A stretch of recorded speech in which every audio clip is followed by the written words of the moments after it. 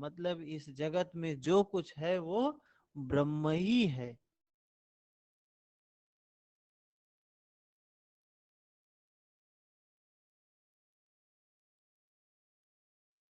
ब्रह्म का अर्थ क्या होता है? ब्रह्म का अर्थ है एनर्जी, ऊर्जा। बस इतनी सी बात है। ब्रह्म का अर्थ है एनर्जी, ऊर्जा। और वही ये कह रहे हैं, ये संपूर्ण जगत अभी जो साइंस है क्या मानता है कि सब एनर्जी ही एनर्जी है, सभी तरफ एनर्जी है, ऊर्जा ही ऊर्जा है। तो वही ये कह रहे हैं, ये हमारे शरीर में भी ऊर्जा है, आपके भी शरीर में ऊर्जा है, ये संपूर्ण जगत में वो ऊर्जा है। जो हम खा रहे हैं वो भी ऊर्जा ही है। और क्यों खा रहे हैं? क्योंकि उससे ऊर्जा प्राप्त होगी। और किसको प्राप्त होगी? वो जिसको प्राप्त होगी वो भी कोई ऊर्जा ही है। तभी कह रहे हैं सर्वम ब्रह्म, सब ब्रह्म ही ब्रह्म है। आत्मा, इस आत्मा के चार चरण बताए गए हैं, परमात्मा के, ब्रह्म के चार पादों का वर्णन इसमें किया गया है। और जिसकी तुलना फिर ओम से की गई है। तो इसको हम चार चीजें क्या क्या बताई गई है लिखें। सबसे पहला लिखें ओम के चार स्वरूप।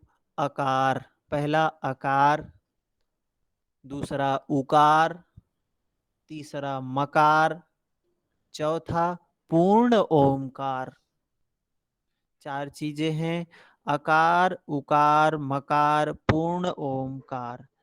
एक लिखिए दो चार लाइन छोड़ के, फिर नीचे उकार, फिर दो चार लाइन छोड़ के नीचे मकार, फिर दो चार लाइन छोड़ के पूर्ण ओमकार। क्योंकि इसमें बीच बीच में कुछ चीजें हमको लिखनी है। आकार को बोला गया जागृत अवस्था है। ये आकार है जागृत। चेतना की चार अवस्थाएं बताई गई हैं, जागृत, स्वप्न, सुसुप्ति, तुर्या।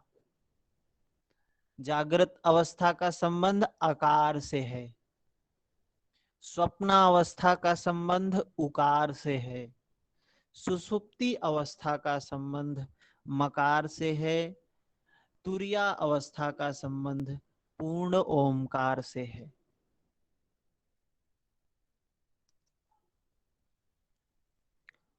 फिर क्या बताया गया?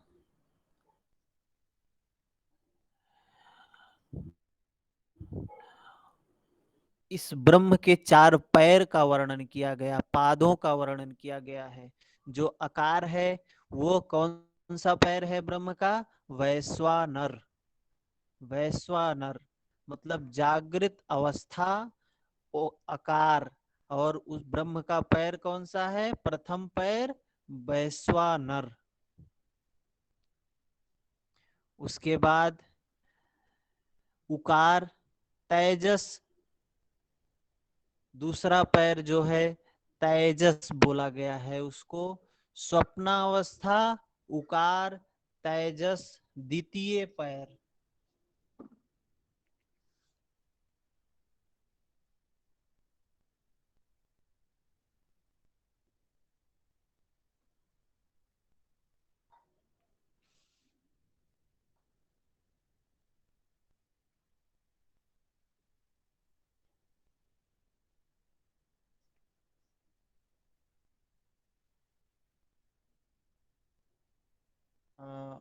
व्हाट्सएप पर भी हमने भेज दिया है, देख भी सकते हैं।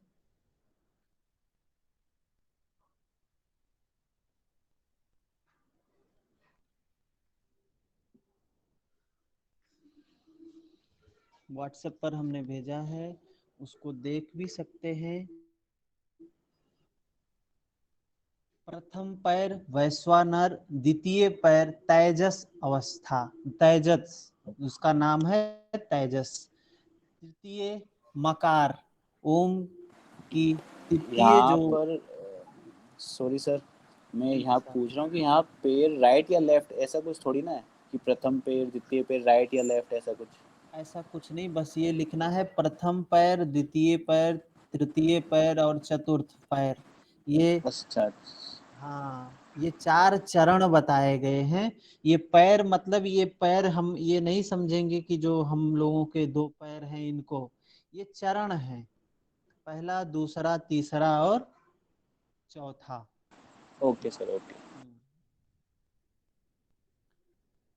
4 स्टेज समझ सकते हैं। तो पहली अवस्था है वैश्वानर, दूसरी है तेजस, तृतीय जो अवस्था है उसको बोला गया प्राज्ञ। जो सुसुप्ति अवस्था है उसका ओम से क्या संबंध है, मकार से। और जो चरण है ब्रह्म के तृतीय चरण के रूप में प्राज्ञ बोला गया है। चौथी अवस्था है तुरिया अवस्था, जिसको समाधि बोला गया है। पूर्ण ओमकार बोला गया है। शिवम अद्वैतम, जो चतुर्थ पैर है उसको क्या है, शिवम अद्वैतम। तो अब इन अवस्थाओं में हमारे चित्त का, हमारी आत्मा की क्या स्थिति होती है उसके बारे में हम जानेंगे।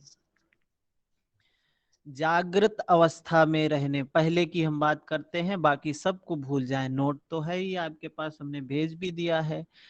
तो पहली जो अवस्था है जागृत अवस्था, जागृत अवस्था में रहने वाला बहिर्प्रज्ञ, बाहर बोध कराने वाली, ये जो हमारा चित्त है, जो आत्मा है, ये जागृत अवस्था में क्या होता है, बाहर का बोध कराती है। किसका बोध कराती है, बाहर के विषयों का बोध कराती है, जो रूप है, रस है, गंध है, शब्द है, स्पर्श है। 7 अंगों 19 मुखों मतलब 10 इंद्रियां, 5 प्राण और अंतःकरण चतुष्टय, इस तरीके से 19 मुख इनको बोला गया है। स्थूल का भोक्ता कराती हैं। स्थूल का भोक्ता हम अपने कर्म इंद्रियों से, अपने ज्ञान इंद्रियों से, अपने मन से, बुद्धि से, अहंकार से जो भोग विलास ये सब सारी चीजें करते हैं, वो किसके उसमें करते हैं, प्रथम चरण में जागृत अवस्था में करते हैं अपने, जिसको बोला गया आकार।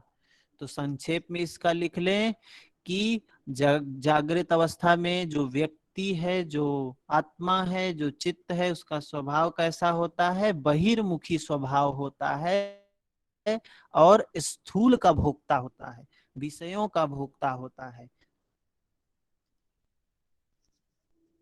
उसके बाद द्वितीय चरण, जो दूसरी अवस्था है चित्त की, चेतना की जो दूसरी अवस्था है, स्वप्नावस्था।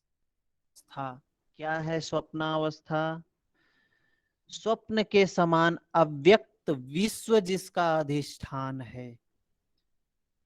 जैसे हम स्वप्न देखते हैं, वास्तविकता नहीं होती है उसमें, लेकिन जब हम स्वप्न देखते हैं तो हमें ये नहीं पता होता है कि ये झूठा है। झूठा कब पता चलता है, जब हम जागृत होते हैं, जागृत अवस्था में आते हैं, तब हमें पता चलता है अरे वो तो स्वप्न था। लेकिन जब हम स्वप्न देखते हैं तो क्या रहता है, वो वास्तविक रहता है हमारे सामने। और हमारे शरीर में अगर कोई भयावह स्वप्न है तो शरीर में पसीना ही पसीना हो जाता है, डर हो जाता है, कितने लोग तो चिल्लाने लगते हैं स्वप्न में। तो उनको वास्तविक जगत रहता है वो स्वप्नावस्था।